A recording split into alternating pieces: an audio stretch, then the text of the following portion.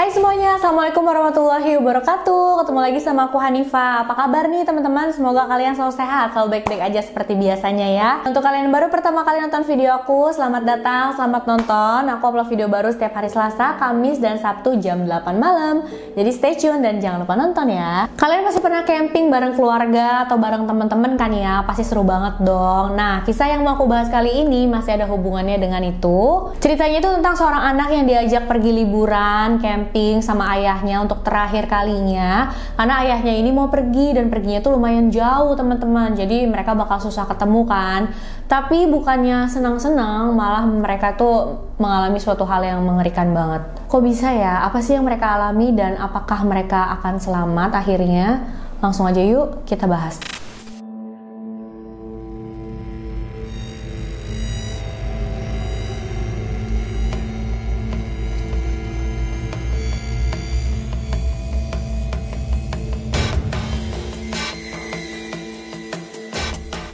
Kisah kali ini tentang sepasang suami istri yang bernama Matthew dan Irene McGough. Mereka punya satu anak perempuan yang bernama Shannon. Mereka tinggal di pinggir gurun Victoria, Australia. Sayangnya, setelah cukup lama berumah tangga, Matthew dan Irene memutuskan untuk bercerai, untuk berpisah, teman-teman. Aku nggak tahu pasti apa penyebab mereka bercerai, tapi pastinya mereka berpisah dengan baik-baik. Nah, pada tahun 98, Matthew itu memutuskan untuk pindah ke Australia bagian selatan, sedangkan Victoria, tempat dia tinggal saat itu, adalah Australia bagian tenggara, jadi ya lumayan jauh tuh pindahnya. Matthew tahu kalau dia udah pindah, dia bakalan jarang bisa ketemu sama anaknya Shannon. Makanya sebelum pergi itu, Matthew pengen banget liburan berdua sama Shannon, menghabiskan waktu sama Shannon supaya dia punya kenangan, punya memori yang bisa dia kenang sama anaknya itu. Karena nanti walaupun dia bisa ketemu lagi sama Shannon, tapi pastinya susah ya dan pasti rada lama lah. Nah, Matthew niatnya mau bawa Shannon untuk camping dan mancing di Wallaroo Rocks. Jadi itu adalah satu taman konservasi gitu ya teman-teman.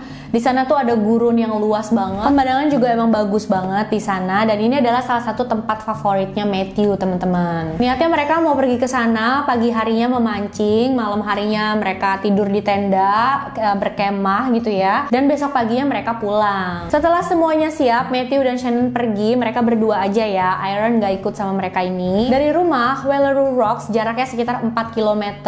Sampai di sana mereka langsung mulai mancing. Sore hari udah selesai mancing, mereka langsung berkemah, tidur di tenda. Semua berjalan lancar dan baik-baik aja tuh teman-teman. Sampai keesokan paginya, saat mereka mau pulang, Matthew ini melihat Shannon kayaknya mukanya sedih banget. Pas ditanya ya, Shannon ini sedih karena kemarin mancing dia tuh nggak dapet ikan. Jadi dia pengen banget mancing dan dapet ikan gitu kan.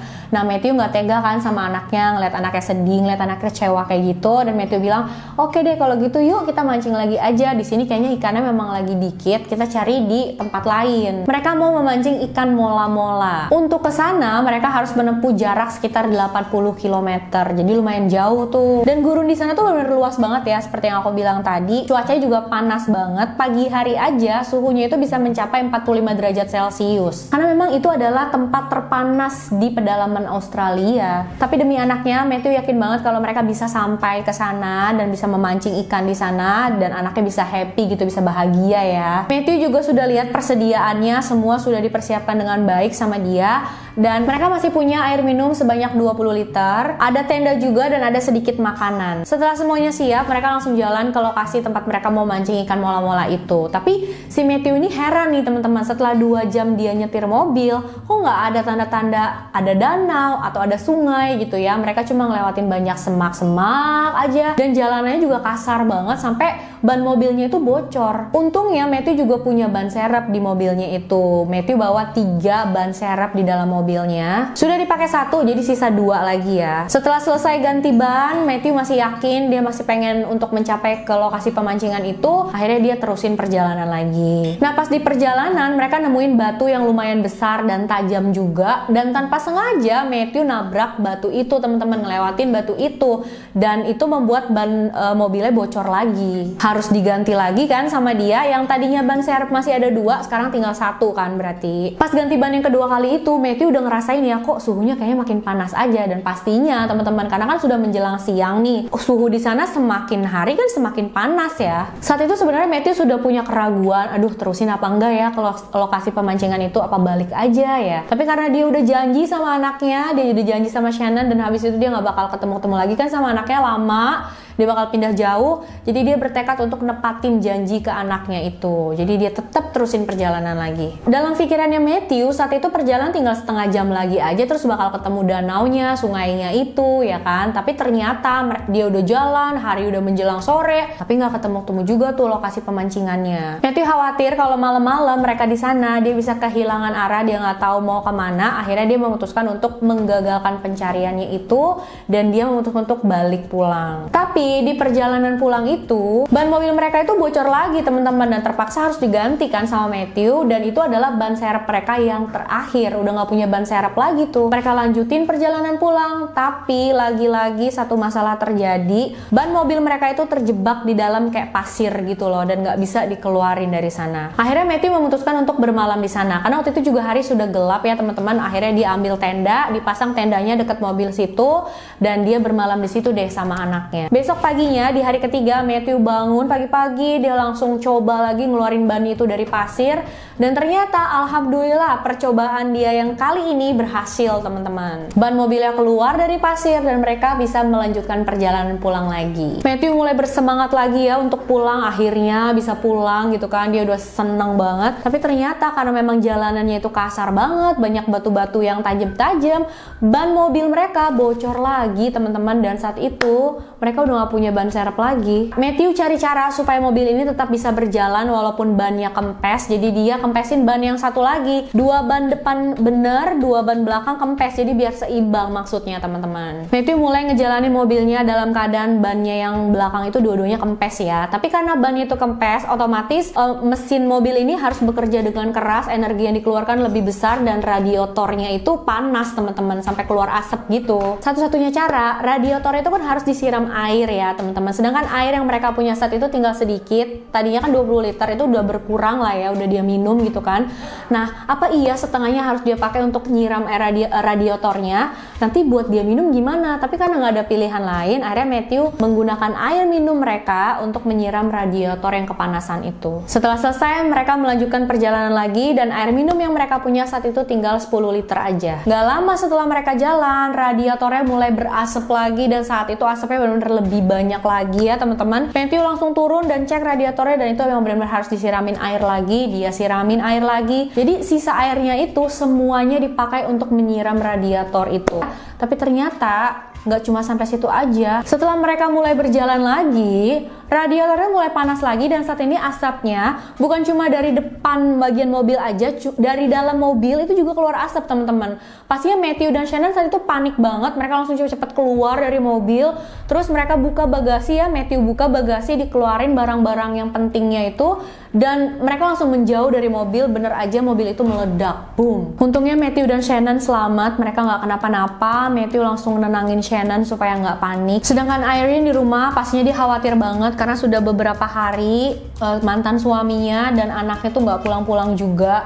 Pastinya Irene sudah berpikir macam-macam. Dia langsung datang ke kantor polisi, dia laporin tentang kehilangan suami dan anaknya ini. Irene bilang dia sampai nggak bisa tidur, dia nggak bisa makan karena kepikiran banget. Dia nggak bisa berbuat apa-apa selain menunggu kabar dari polisi teman-teman. Matthew dan Shannon terdampar di gurun itu. Mereka nggak tahu harus kemana, mereka nggak tahu harus minta bantuan sama siapa, karena sama sekali nggak ada orang yang lewat di sana. Mobilnya juga terbakar, jadi dia udah nggak punya transportasi lagi. Untung sebelum mobilnya terbakar, Matthew sempat nyelamatin beberapa benda-benda penting ya, kayak tenda, makanan, dan sedikit air. Karena airnya emang tinggal sedikit, pastinya Matthew mementingkan Shannon dulu yang minum dibanding dirinya, dan saat itu suhu di sana benar-benar panas banget. Malamnya di hari kelima itu tiba-tiba suhu udara di sana tuh menjadi sangat-sangat dingin. Sampai Matthew nih khawatir banget kalau Shannon bakalan kena hipotermia. Dia langsung pelukin putrinya itu supaya lebih hangat. Dia selimutin juga Shannon pakai kain tenda. Tapi untungnya mereka bisa melewati malam itu dan Shannon juga nggak kena hipotermia. Begitupun dengan Matthew. Sampai di hari ke-6 pagi harinya, Matthew tuh melihat ada helikopter yang terbang di atas mereka dan Matthew langsung teriak-teriak minta tolong, "Hei, kami di sini, tolong kami," gitu ya. Tapi sayangnya helikopter itu nggak dengar ataupun melihat Matthew dan helikopter itu pergi begitu aja. Karena sudah putus asa, Matthew ini punya satu ide teman-teman, dan dia mau membuat api yang besar supaya ada asap yang banyak dan siapa tahu ada orang yang melihat, akhirnya nyamperin mereka dan membantu mereka gitu ya. Dia membakar ilalang-ilalang yang ada di sekitar dia dan itu benar-benar menciptakan api yang besar banget. Tapi sayangnya ide Matthew ini malah membuat kondisi menjadi makin buruk teman-teman. Barang-barang mereka jadi ikut terbakar dan di gurun itu kan memang sudah panas, ditambah lagi banyak asap, jadi mereka tuh susah nafas, sesak nafas gitu ya. Untuk menghilangkan tenggorokan sakit mereka harus minum banyak air gitu kan, padahal mereka nggak punya banyak persediaan air, cuma tinggal sedikit aja. Akhirnya semua itu dikasih ke Shannon, bahkan buat Shannon aja sebenarnya nggak cukup teman-teman. Jadi ya Matthew benar-benar nggak minum sama sekali, dia harus nahan tenggorokannya sakit itu. Di hari ke-7 Matthew dan Shannon masih belum juga ditemukan, masih belum juga ada yang datang untuk menyelamatkan mereka. Dan saat itu Matthew benar-benar udah kecewa banget sama dirinya sendiri karena dia nggak bisa ngelindungin anaknya. Dia ngebawa anaknya ke suasana dan ke kondisi yang kayak gitu katanya. Dia nyesel banget. Matthew dan Shannon terus berjalan untuk mencoba cari bantuan, coba cari jalan keluar. Tapi sayangnya dengan mereka berjalan di gurun yang panas itu membuat mereka semakin butuh minum. Jadi mereka ya kena dehidrasi. Sampai di tengah jalan itu Shannon udah nggak kuat banget.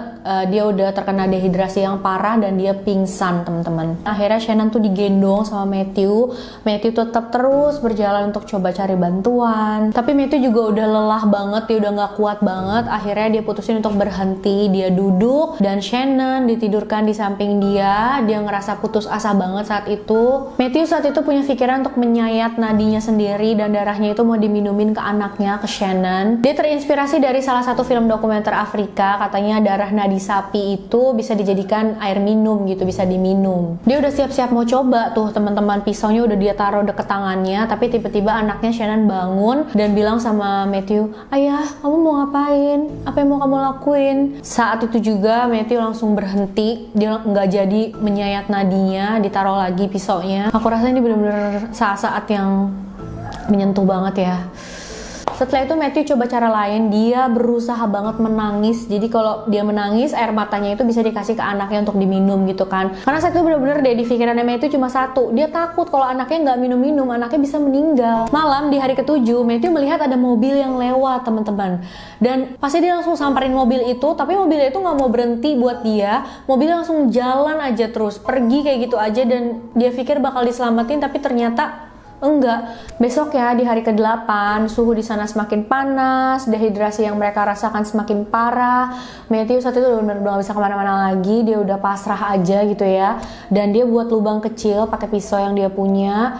Shannon ditaruh dalam lubang kecil itu untuk menstabilkan suhu badannya Shannon ya maksudnya. Jadi Shannon itu dikubur dari leher sampai ke kaki, sedangkan Matthew tiduran di samping Shannon dalam keadaan telentang. Tapi di saat Matthew sudah mulai mau menyerah, ternyata keajaiban datang teman-teman. Tiba-tiba Matthew tuh dengar ada suara mobil. Matthew langsung bangun cari sumber suaranya dan bener aja ternyata ada mobil yang kondisinya tuh lagi berhenti gitu mobilnya. Langsung Matthew lari samperin mobil itu. Di mobil itu ada orangnya juga, dia minta tolong sama orang tersebut, "Tolongin aku sama anakku," gitu kan. Orang itu bawa air kan ya, dibawa airnya balik ke posisi Shannon dikasih minum, Matthew juga minum. Akhirnya mereka bisa diselamatkan. Akhirnya ya teman-teman, setelah 8 hari terdampar di gurun yang panas itu, tanpa makanan, tanpa air minum beberapa hari, mereka berhasil ditemukan, mereka berhasil nemuin orang yang lewat sana. Bener-bener keajaiban banget sih. Sebelumnya kan bener-bener gak ada orang yang lewat sana, nggak ada mobil yang sana juga, dan tim penyelamat juga pasti susah banget cari mereka karena kan seperti yang aku bilang gurunnya itu luas banget, benar-benar luas banget. Irene juga sudah berpikir kalau mantan suaminya dan anaknya Shannon pasti kenapa-napa nih karena udah berapa hari, udah lebih dari seminggu gitu kan, dan kalaupun mereka ditemuin pasti mereka nggak mungkin lah ditemuin dalam keadaan selamat. Tapi ternyata mereka bisa ditemuin dalam keadaan selamat. Makanya Irene bilang dia seneng banget, benar-benar bersyukur banget. Sedih banget ya, niatnya ayah dan anak ini mau menghabiskan waktu bersama, senang-senang, tapi ternyata malahan membuat satu kenangan yang luar biasa mengerikan gini ya. Tapi ya untungnya mereka selamat lah.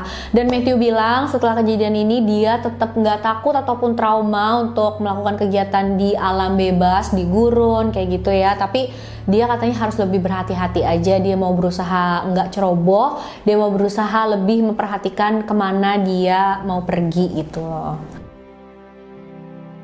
Oke, itu dia cerita kali ini teman-teman. Jangan lupa komen ya apa pendapat kalian tentang kisah ini.